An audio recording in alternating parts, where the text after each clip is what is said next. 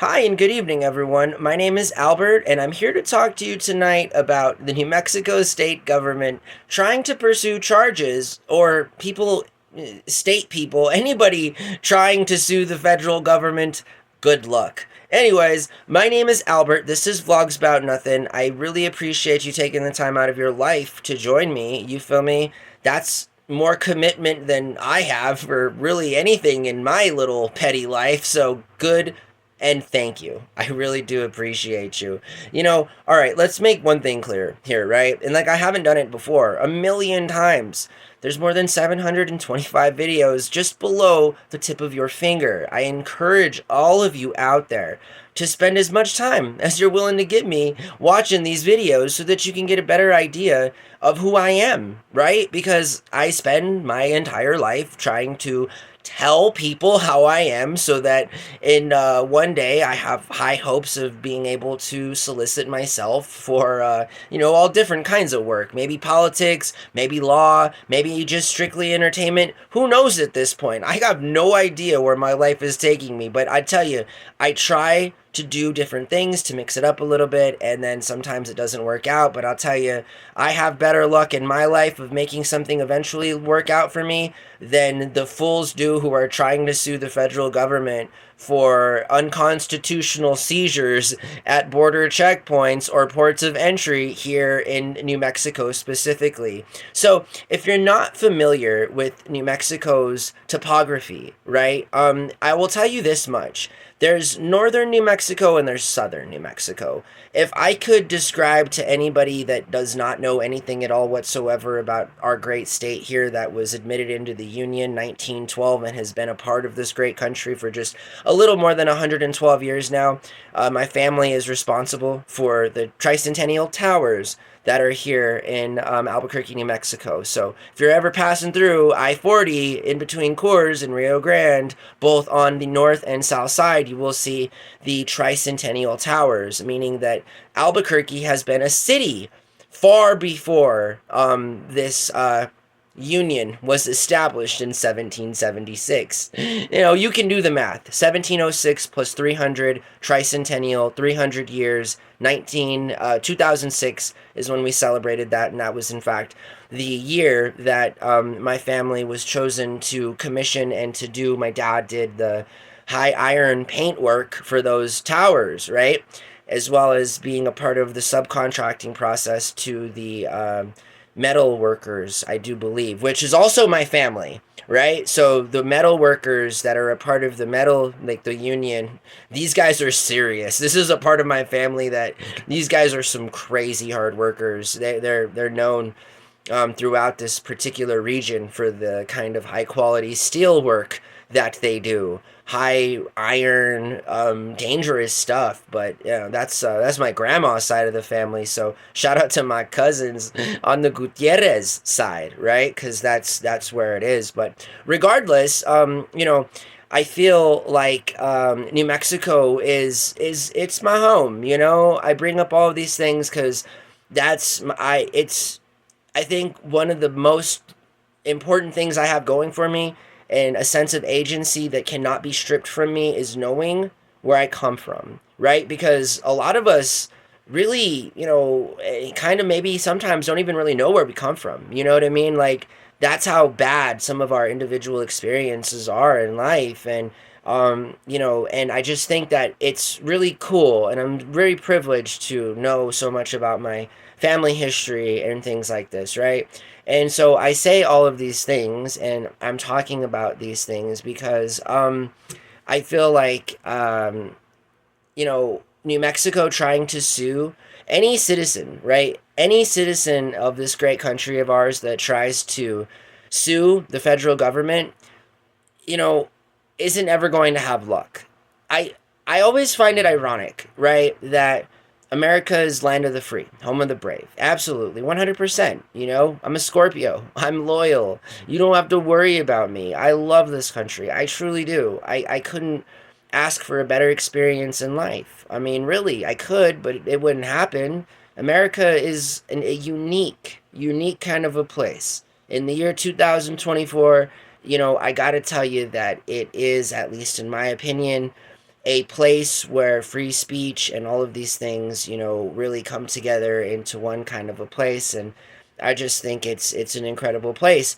However, you know, United States of America is built on a certain foundation, and we have certain principles here. I think the biggest principle that most people don't understand is just the kind of team you're on.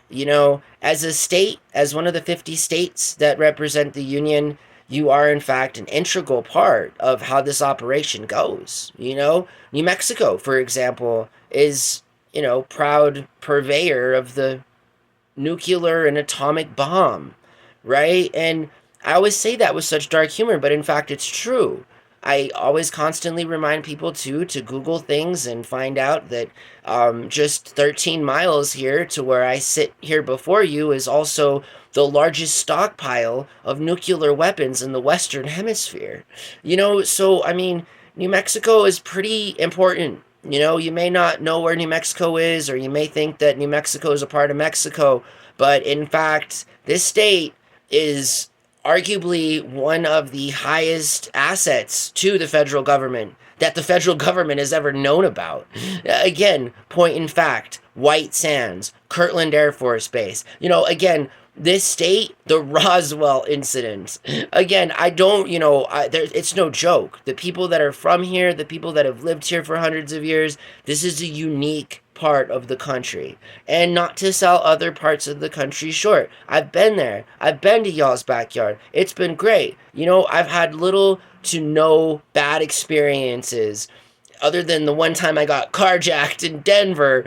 And relatively speaking, compared, some crazy things have happened to me. Yes, including a carjacking in downtown Denver.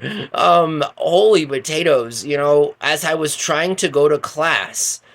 Right? So I guess that happens to me in life. I'm trying to get to class. Somebody tries to carjack me. I'm trying to get a job at Panda and somebody wants to beat me up. I mean, I don't know.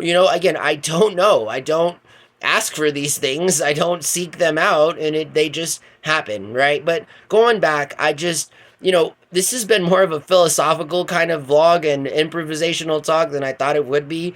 The whole point of it is that I don't think people have any kind of success suing the federal government. The only kind of real success as it concerns our federal government that can ever have real measurable results is change from within. And that does mean participation in civic engagement, right? That means that yes, you can in fact make it so that people don't have seizures, unconstitutional search and seizures at border points of entry, and they take your cartridges, and your edibles and stuff because you're going through federal property. It's all federal property, right? I mean, we should be so lucky that Uncle Sam only has certain places where they designate clearly that they are in charge, because technically they're kind of in charge of everything. And I think that's moreover the point that I'm trying to make with everybody, is that I don't really think we understand how powerful our country is, and instead of getting all angry and hurt about what is alleged unconstitutional behavior as it concerns federal agents and their ability to search and seize all of your items at a border checkpoint, I mean, that's called being an American, dude. You gotta follow those rules, right? Moreover, if you don't want to follow those rules, you can enact change on a federal level. And I mean, how mind-blowing is that? There's like 3 countries that I know of in the modern developed world, Thailand, Canada, and I forgot the other one, that have legalized, decriminalized marijuana on a national level. But, like, you feel me? I mean, here we are arguing about paying attorney costs for representing a handful of people who get their marijuana confiscated on their way back up from Cruces to Albuquerque. Like, what a joke. What a joke. What a waste of, print paper and ink in our local newspaper here today, because that, in fact, was brought to you by the Albuquerque Journal. Link in the description below. I didn't even read the whole article. I read 4 sentences. Who cares? They're gonna lose. If you guys want to enact change, as it concerns your rights and marijuana usage and the possession of it, and as it pertains to where that possession is and your rights as a citizen to move freely within sovereign states and their highways to transport that private medication or that private recreational thing, then do what every other American with half a brain should do, and that's put somebody into office that can enact public policy change so that you don't have to waste money on hiring random attorneys who are ultimately going to give you the result that I'm going to give you now, which is nothing. They're going to do nothing for you. Uncle Sam is in charge, and if you want anything done, change must happen with that guy. That's it. He's the boss. You feel me? Ideologically speaking, of course, let's not get all our panties in a ruffle. I'm not talking literal. I'm saying that ideologically speaking, there's one person in charge of this ship. There's one captain. There's one senior leader. His name is Uncle Sam. And if you want anything done, which Uncle Sam is not, he's not anti getting things done. I feel like from an ideological principle perspective, he's more of like, the boss on the side laughing at all of his staff as they try to make any real meaningful results happen and produce for the company that he's in charge of. At some point, it's got to be quite the affair. I mean, it's got to be like, real world, like on steroids. I mean, can you imagine, just sort of like watching all your employees scurry to try to figure out what to do, and all they had to do was come talk to you about fixing some stuff, but yet here you are just sort of letting things unfold, just kind of like, alrighty. All you had to do was ask, you wanted to not have constitutional seizures at points of entry and border report, then, legalize marijuana. I mean, all you gotta do is ask, but no one's asking, so, I guess you can continue to fight over, territorial border disputes within sovereign states, and as it concerns again, don't remind Uncle Sam to remind you that he's in charge here, okay? Yeah, I don't know why does everybody need that reminder? I mean, we live in a free world and it's a great country, but it only works if we're on the same team. And I'm all for some healthy infighting, but only when it leads to real change, right? And this infighting that currently takes place amongst all of us electorates and all of us constituents and all of us private citizens is one that gets us nowhere. It's like we're all on one big rocking chair. It gives us something to do, but it takes us nowhere, So I hope that you guys have a really good night. Thank you for watching my show. I really do appreciate it, and I hope that you guys are safe.